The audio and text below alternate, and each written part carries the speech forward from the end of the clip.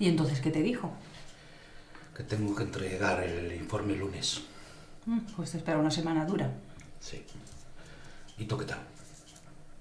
Cambiando sábanas, sonda, ya sabes. ¿Y tú, Mateo?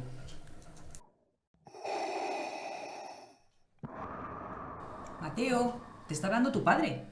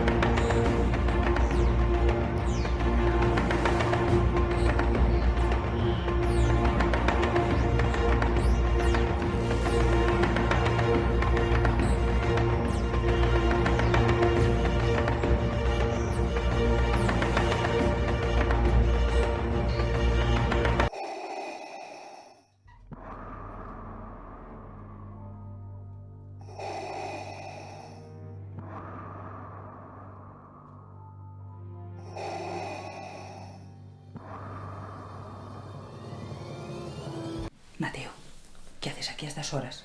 Venga, vamos a la cama.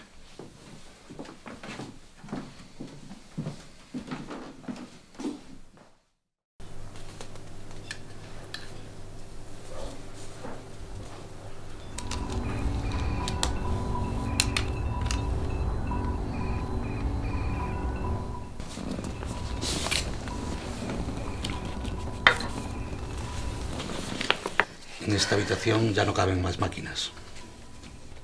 Cabrán las que sean necesarias. En un rato iré a comprobar la sonda.